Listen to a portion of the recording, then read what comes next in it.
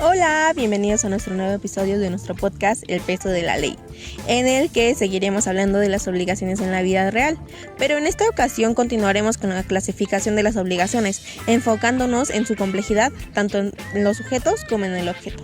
Como señala Robles, la obligación es una relación jurídica compleja en la que intervienen dos partes fundamentales, el acreedor y el deudor, quienes mantienen derechos y deberes recíprocos dentro de una misma relación jurídica. Cuando hablamos de sujetos en una obligación, nos referimos a las personas físicas o morales que pueden ser titulares de derechos y de obligaciones. El sujeto activo también se llama acreedor, es quien tiene el derecho subjetivo de exigir el cumplimiento de la obligación. Por su parte, el sujeto pasivo o deudor es quien se obliga a cumplir con la conducta pactada, ya sea de forma voluntaria o incluso coercitiva. Es importante mencionar que en muchas relaciones contractuales ambas partes pueden desempeñar simultáneamente el papel de acreedor y deudor. A esto se le conoce como una obligación bilateral. De acuerdo con la cantidad de sujetos que intervienen, las obligaciones pueden clasificarse en simples y complejas. Son complejas cuando existe un solo acreedor y un solo deudor, y son complejas cuando existe pluralidad de sujetos, es decir, varios acreedores o varios deudores. Comprender esta diferencia permite identificar con claridad quién puede exigir y quién debe de cumplir dentro de una relación jurídica determinada. Ahora bien, además de la complejidad en los sujetos, también puede existir complejidad en el objeto de la obligación. Recordemos que el objeto consiste en la conducta de dar, hacer o no hacer, antes mencionado en el episodio anterior, y si no lo has escuchado, te invitamos a escucharlo. Cuando solo existe una prestación, hablamos de una obligación simple. Sin embargo, cuando existen múltiples prestaciones o un conjunto de deberes que deben cumplirse, estamos frente a una obligación compleja. Por ejemplo, si en un contrato de arrendamiento pueden generarse diversas obligaciones, pagar la renta, conservar un bien en buen estado y no destinarlo a un uso distinto a un bien uso distinto al pactado. Bueno, como podemos observar, un solo acto jurídico puede generar varias conductas que deben cumplirse simultáneamente. Si algunas de ellas incumplen, pues se pueden generar consecuencias legales y obvio incluso la terminación del contrato. Dentro de estas obligaciones complejas, por su objeto, encontramos dos modalidades principales, las conjuntivas y las alternativas.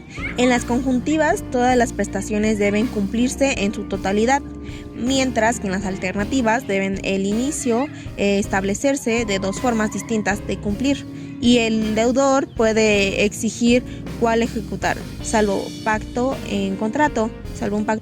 Por ejemplo, cuando tú tienes que pagar una cierta cantidad, pero en lugar de eso entregas, un carro, una moto o algo así. También encontramos las obligaciones facultativas, que pues aunque no están reguladas expresamente en la legislación, pues surge en la práctica mediante convenios que modifican la forma de cumplimiento.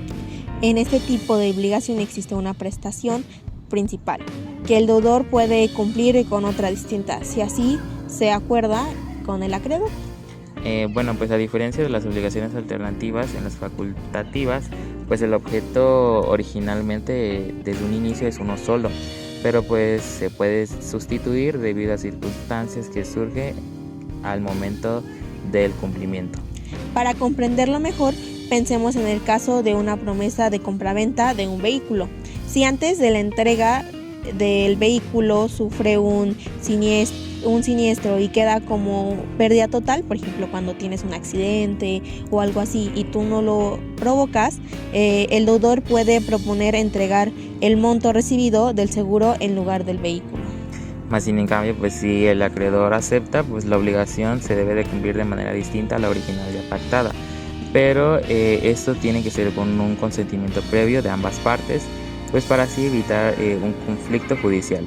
Este tipo de flexibilidad permite adaptar la obligación a circunstancias imprevistas siempre que exista comunicación clara y acuerdo entre ambas partes. Bueno, pues incluso en algunas sentencias judiciales se puede establecer que pues si no es posible restituir un bien, pues se deberá de pagar incluso su valor completamente, configurándose así la modalidad similar a la obligación facultativa.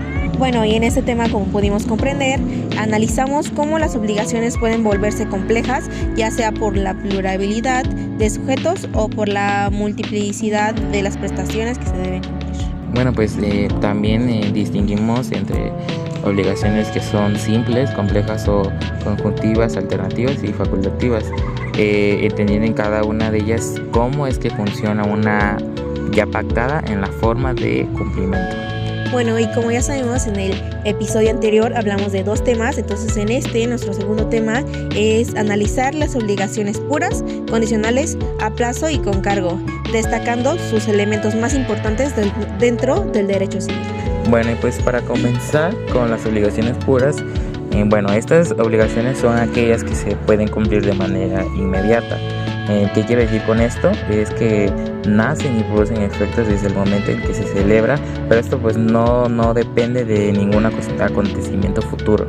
Bueno, y planteando un ejemplo sencillo para que se comprenda desde el punto civil, pues un ejemplo de este sería la compraventa. En una tienda, el comprador paga el precio y recibe el producto en el mismo instante que lo paga. La obligación se cumple de forma inmediata.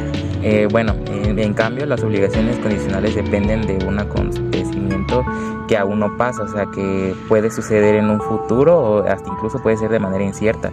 Pues esto significa que su existencia o su extinción está sujeto a que un hecho ocurra que no se sabe con certeza si este hecho va a suceder.